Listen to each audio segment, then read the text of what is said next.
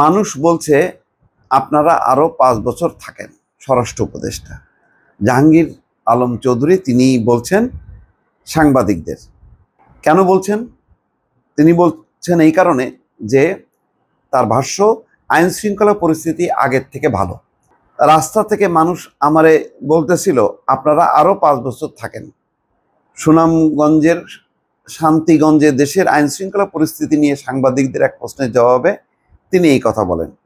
বৃহস্পতিবারে তিনি দেখার হাওরে বোরো ধান কাটার উদ্বোধন করেন। এ সময় ধান কাটা উৎসবের জন্য বর্ণাঢ্য আনুষ্ঠানিকতা ছিল না, মঞ্চও ছিল না।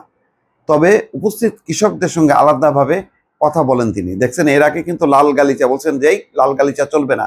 তিনি যে স্যালুট নেবেন পুলিশের, সেই লাল গালিচা এটা উঠাই দিছে। আনুষ্ঠানিকতা নেই, সিম্পল মানুষ, মানে হাফ শার্ট পরে গেছে, মানে শার্টও ইন করা না, অন করা।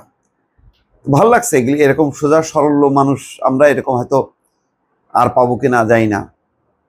তিনি বলেন খাদ্য বিভাগ কৃষকদের কাছ থেকে ধান কিনতে যাতে দুষ্টমি করতে না পারে সেদিকে সবার খেয়াল রাখবেন। ময়েশ্চার, আর্দ্রতা বলে কৃষককে বিদায় করা যাবে না। যাই হোক, ওনার ওই কথাটার একটু বিশ্লেষণ যদি করি, এটা সত্য। আমার বিভিন্ন আমি যে জনতার মতামত, সেখানে দেখলাম বহু মানুষ বলেছে 5 বছর থাকা উচিত ইউনূস সরকারের। জাহাঙ্গীর আলম চৌধুরী কেন, অনেক উপদেষ্টাকে নিশ্চয়ই এরকম বলেছে, তারাও শুনেছেন। তারা বলেননি, উনি সোজা সরল মানুষ, যা মানুষ বলছে, যা দেখছেন উনি বলে ফেলছেন। এটা সত্য যে মানুষ আসলে একটু তাদেরকে অন্যভাবে দেখছে যে এই উপদেষ্টারা লুটপাট করছে না। গুরুত্বপূর্ণ দায়িত্বে যেই উপদেষ্টারা আছেন তাদের কাজ নিয়ে সমালোচনা করতে পারেন, কিন্তু তারা লুটেরা না, দুর্নীতিবাজ না, এটা মোটামুটি পরিষ্কার হয়েছে। তো সেই কারণে মানুষ একটু স্বস্তি পাচ্ছে। তো এটাও মনে রাখার দরকার যে জাহাঙ্গীর আলম চৌধুরী কিন্তু নিজে বলেননি যে 5 বছর থাকতে চাই, মানুষ বলতেছে। এই যে মানুষ বলতেছে, এটাই সম্মান। এই সম্মান নিয়েই উপদেষ্টা পরিষদ নির্দিষ্ট সময় নির্বাচন দিয়ে তাদের বিদায় নেওয়া উচিত। তাদের প্রতি যে মানুষের সম্মান, মর্যাদা, সেটা অটুট থাকবে। তার মানে বিদায়ের পরও তাদের প্রতি মানুষের ভালোবাসা থাকবে। তারা 5 বছর থাকতে পারবেন না এই কারণে যে এখানে সমস্যা আছে, সাংবিধানিক সমস্যা আছে। একটা দেশ নির্বাচিত সরকার ছাড়া চলতে পারে না, এটা হলো পরিষ্কার কথা।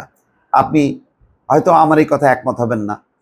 আপনি জানেন যে নির্বাচন হলে এরা তো কোনো দল করে না, ফলে ওনারা তো আর ইলেকশন করতে পারবেন না, ওনারা থাকতে পারবেন না। আবার দল, মানে নির্বাচন করার মধ্য দিয়ে কোন দল আসে না আসে, আবার সেই বিশৃঙ্খল অবস্থা হয় কিনা, এটা নিয়ে মানুষের মধ্যে শঙ্কা আছে বলেই এই ভালো মানুষগুলোকে মানুষ বিদায় দিতে চাচ্ছে না। এটা হলো মোদ্দা কথা, আমি যেটা বুঝি।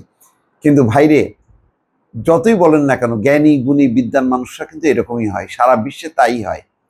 কিন্তু তারা কিন্তু ক্ষমতায় থাকার জন্য জন্ম নেন না, ক্ষমতায় থাকার জন্য আসেন না।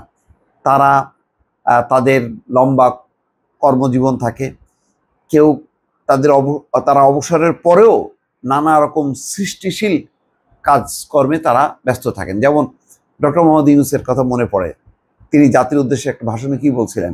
শাসন কাজ পরিচালনা করা আমাদের কাজ না, আমরা আমাদের নিজ নিজ পেশায় সন্তুষ্ট, ফলে আমরা নির্বাচন দিয়ে আমরা আমাদের পেশায় ফিরতে চাই।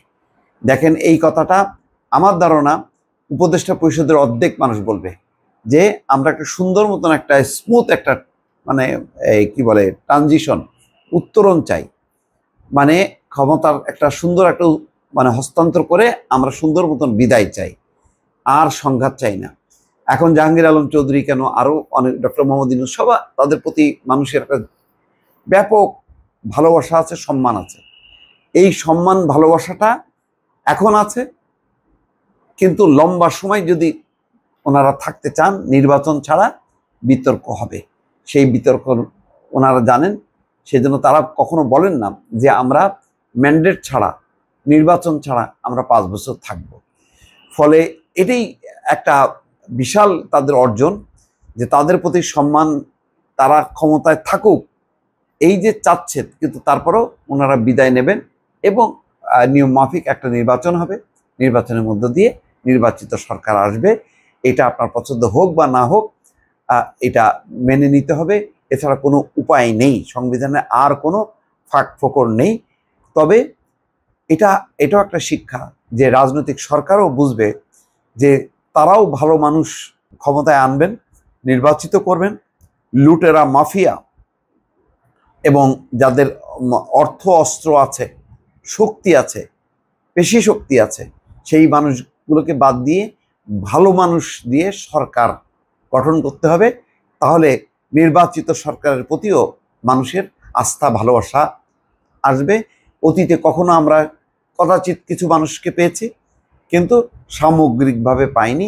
সামগ্রিকভাবে যাতে একটা ভালো সরকার আসে, সেটার জন্যই আমাদেরকে সতর্ক থাকতে হবে, সজাগ থাকতে হবে, সোচ্চার থাকতে হবে। দর্শক ভালো থাকবেন, আল্লাহ হাফেজ।